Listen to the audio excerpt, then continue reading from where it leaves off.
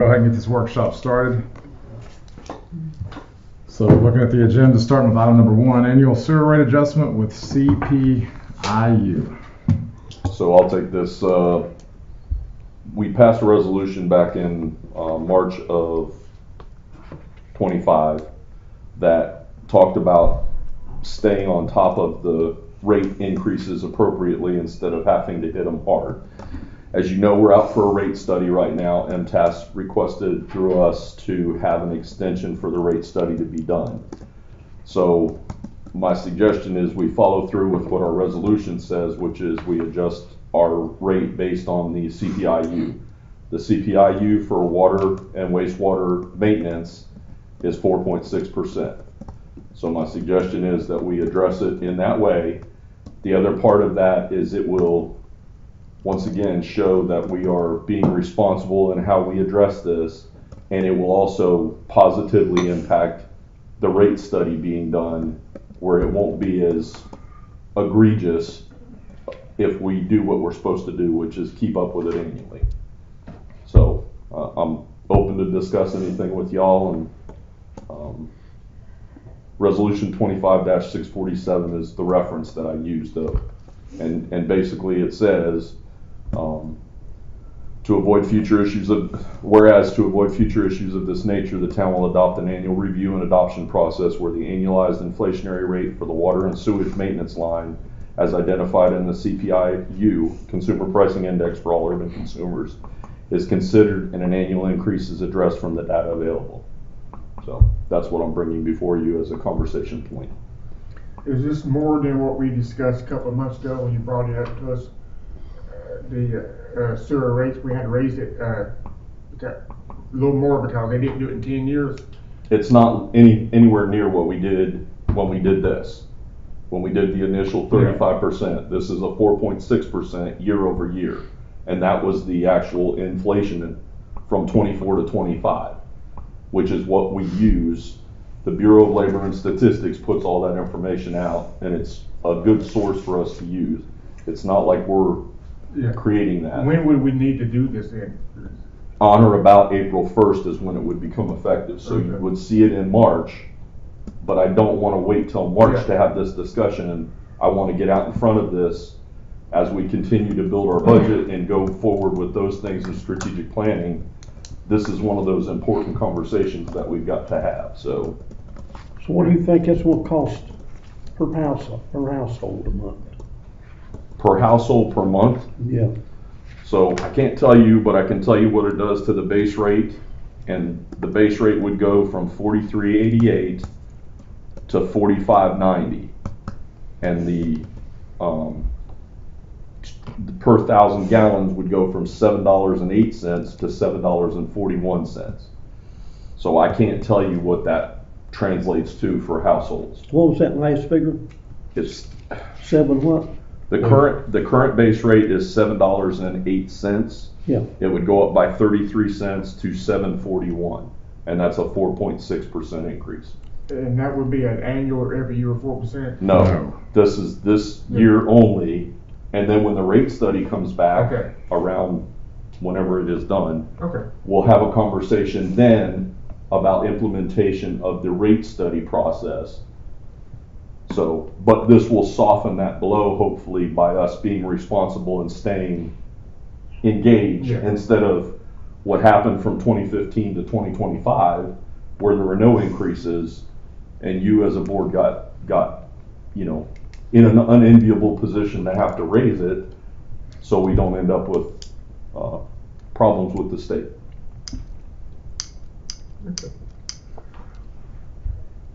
So it said that we'd be seeing that coming up in March. Correct. To adopt. So not this month's meeting, but next month. Correct. Okay. And I'm looking for input from the board so I can craft the resolution to address going forward. At the rate that what those numbers would be, I feel like that we should, stand by the resolution that we've already passed of keeping that to that.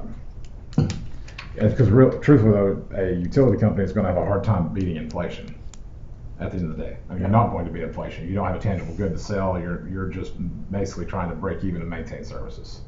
So we don't do this, we're just going to continue to let ourselves get behind and face the same situation. So I would be my recommendation, we go ahead and proceed with drafting the resolution to adopt that at that 4.8 rate. 4.6. I'm sorry, 4.6. Yes. Okay. I will take care of that. Any other discussion before we move on? Move on then to item number 2, City of Kingsport trash contract. So that's the next thing. Obviously, we know year over year that things go up. I was notified by the City of Kingsport that there will be a per can increase. It's a 23% increase. We will go from $10.50 a can to $13 per can. It's approximately a $70,000 total impact to the cost of trash services. I will tell you that we can't buy 2 trucks and staff them and do that job for what we are paying the services to be done. So, you know, there's really no good option there for us to bring it in-house or do something different. We have a good partnership with Kingsport. They based this rate on a rate study that they had done, and it's justified. I have not met with them yet, but I wanted to get it out in front of you all to let you know during the budget process we're going to be talking this through as well. So, What would it cost us to go see what would Republic could do it for us? so I'm going to tell you that private for-profit companies are going to charge us more because they're looking for profit over a municipality that is not. The municipality is just trying to pay for the service. Over the 10 years that they didn't raise our trash fees, it would be no different than us going in competition against a for-profit company. So I can certainly explore those things for you, but at the end of the day, the ideology doesn't line up for it to make sense, because a profit-based company is looking for a profit margin. They're not looking to provide a service like a municipality does. I would like to see 3 different proposals. Okay?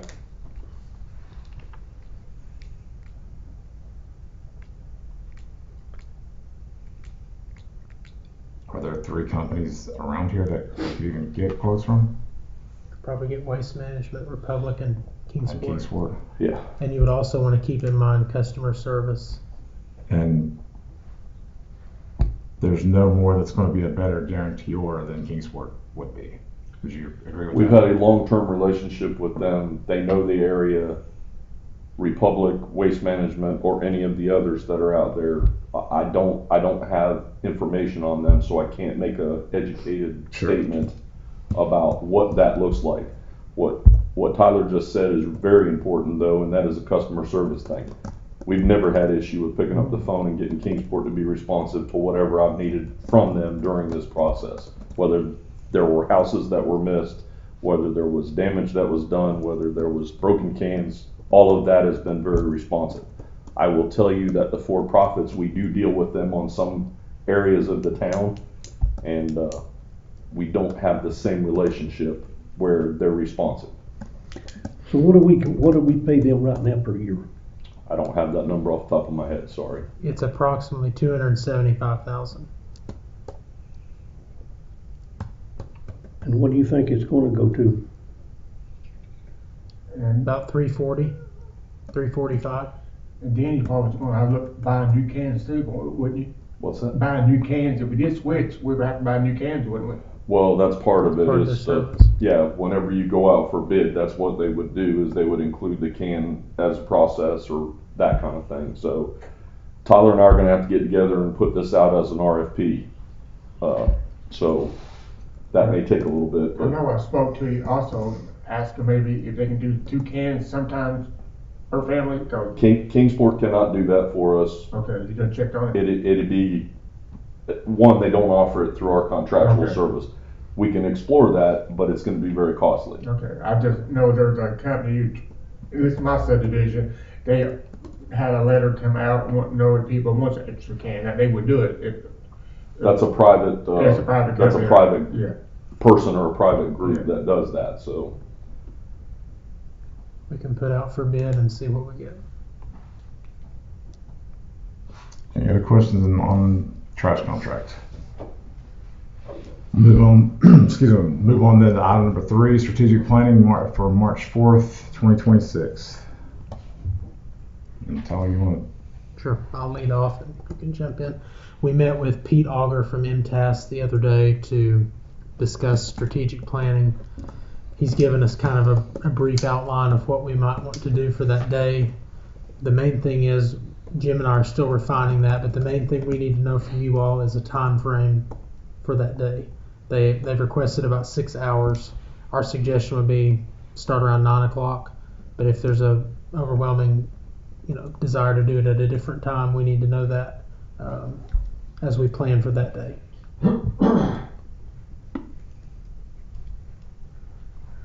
what works for you? 9 o'clock works? Yeah. Good for everybody? We'll just go ahead and pencil that in for 9 o'clock then. Yeah, and we'll feed lunch as part of that.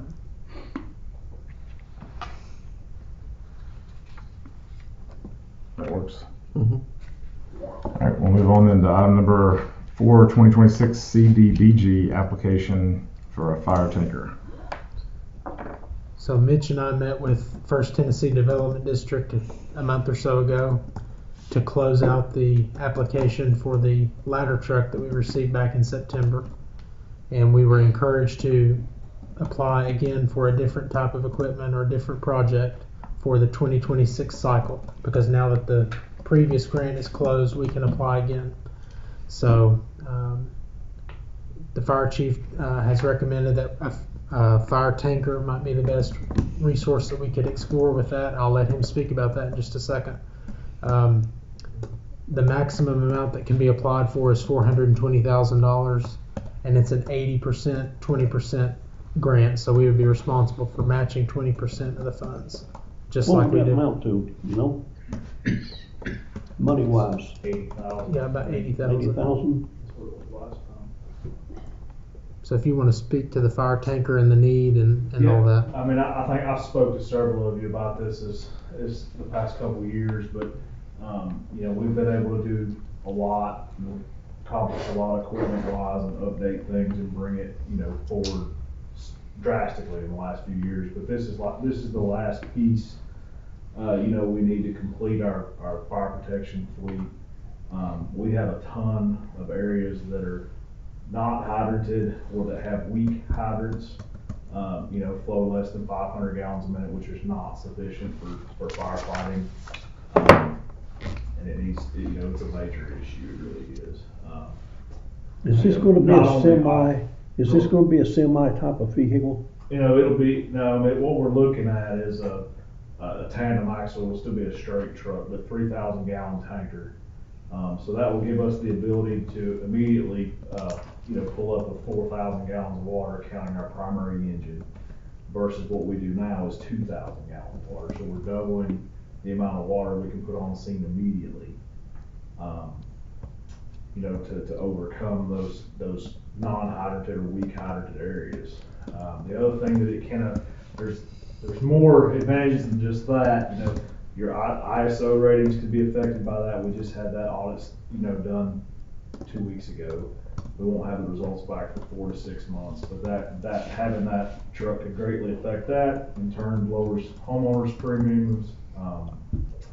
And the other thing that this gives us the opportunity to do is possibly open a second station, something we've talked about for a while. If we have the 3,000 gallon tanker to put here at the station we have now, that frees up the other engine to move over, Independence, Carters Valley area. I'm exploring some options there, but it allows that to be able to happen. So once we buy that, which I'm sure it'll fly, I hope so. you got anything else we need in a? No, sir. No, we wouldn't be. I mean, I can't imagine. Unless the town wants to grow drastically, we would be looking at any sort of fleet expansion at that point. This would purely be, which everything we've done prior to now is replacements, but this would be an expansion, and then we would, it would just be maintaining what we have. Okay. And our other truck's in pretty good shape for time being? Yes, sir. I mean, we would, in a few years, we would need to look at replacing the truck that's a 2000 model. so it's 26 years old already. But like I said, we would just be maintaining what we have then. Does any one of these trucks that you have, or the tankers, do they have an opening in the back where you can crawl back in there and scrape all the scale off? The tanks, no, they're confined spaces, they're not interval. Okay.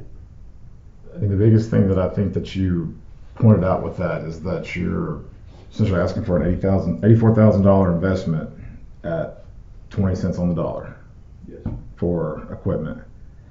The direct line that you then potentially could draw from making a small investment to saving monthly or annual premiums on the homeowner's insurance for a large majority of the town, I think you would actually see a cost savings for the greater overall drastically cover the cost that we would make for that little piece of for the small price of the equipment. Right, and that's definitely an added bonus. But in reality, it's just if we're going to provide a service, we need to do it well. And water is the number one thing that fights fires. If you don't have that, the rest of it doesn't make a hill of beans, for lack of another way. Right. What's the difference between a far fiber water tanker and a regular water truck tank? I know over years ago they had just a regular water truck tank. Right.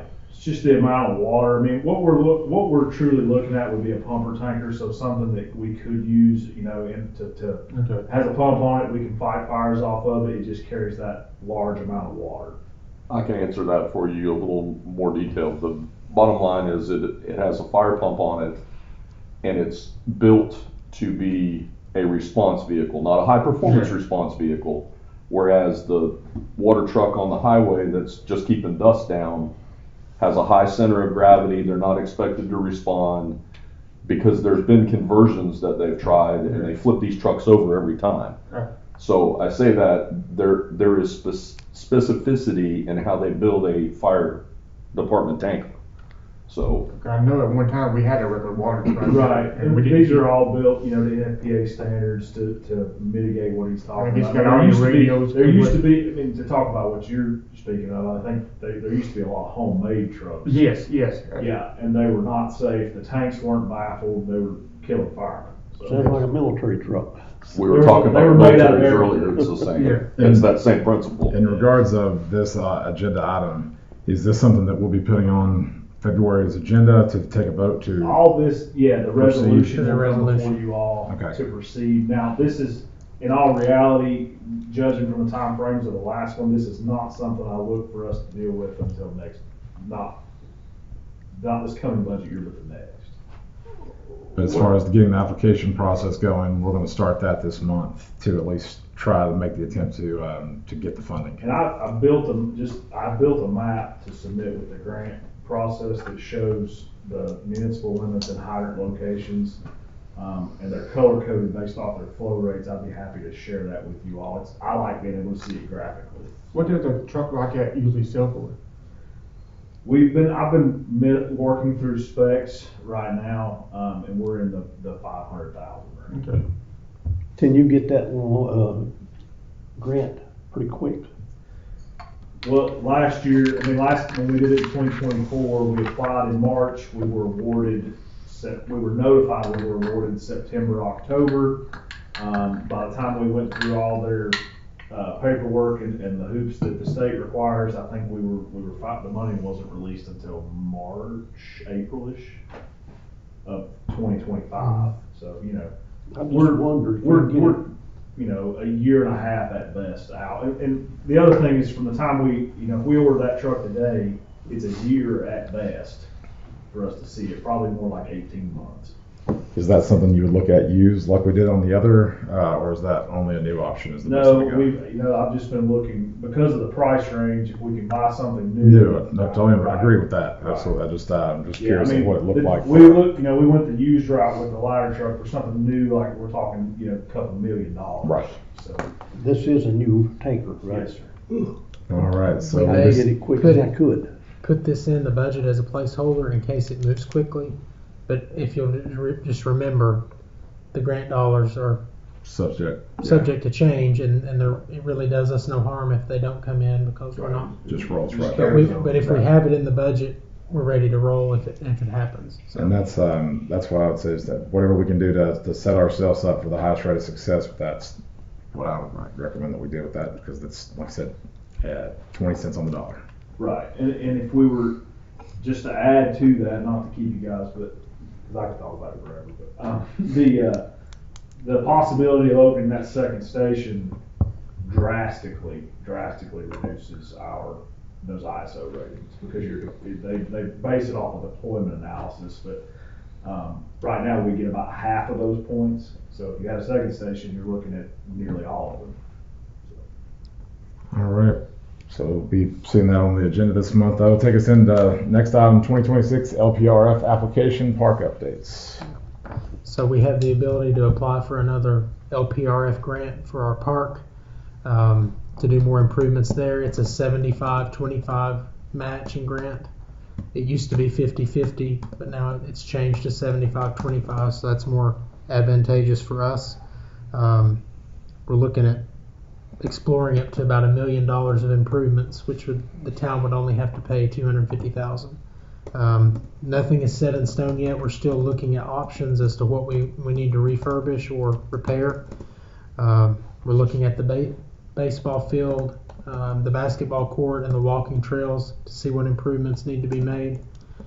And the application is due in April, and then they award it in the summertime, July. It'll be the similar time frame as the grant that Mitch was talking about. But you'll probably see a resolution. If I get it in time, it'll be on this month's meeting. If not, it'll be in March.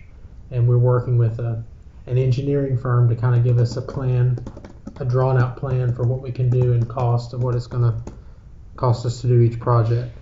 But once again, another great opportunity for us to make investments at minimal cost. Are y'all looking at the 5-year plan that we had done Yep. to help guide you all with your? We are. You have to submit your master plan as part of the process, and you have to follow that. You don't have to follow it exactly, but you have to follow the main guidelines of the master plan, which is what we're doing. So which that by that standard, things that are in the master plan would be eligible for the improvement fund. Right. Okay. And all the items that I just mentioned are somewhere in that master 5-year plan. plan? Right. Okay. There's a lot of other things too that we can do all kinds of things, but we're one step at a time. Dancing around that, I think the words that we're thinking about, but we'll hold off on those for right now. Any other questions about applying for that? I just certainly recommend that we proceed with that. It's a good opportunity, no matter what the funding that we apply for is, at 25 cents on the dollar. That's we've made some big improvements, I feel like, over the last 3, 4, or 5 years at the park already. Yes. This grant could truly finish that project off. I would feel like, at least get it very, very close. I have everything up in that park seeing some meaningful, impactful change. So thank you for your work on that, Tyler. I look forward to seeing that resolution, and take us into item number 6, municipal court software costs at a pay per offense option. So right now, our municipal court software cost the town about $6,500 a year for the software that we use. We've been paying that out of pocket. We've also been managing our own collections internal, sending these items that are overdue to collections.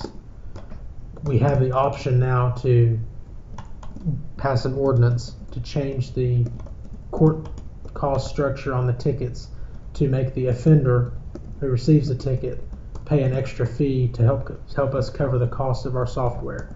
So in this scenario, the cost would be added to their ticket and the town would not pay for its software. The offenders who violate the municipal code or speeding, they would have the cost added to their ticket. So it's a cost savings for us, and it will also eliminate some of the administrative side that we have to do. So it's something for you to consider if you would like to proceed with that. How much would it cost the per offender? If we just did the software only,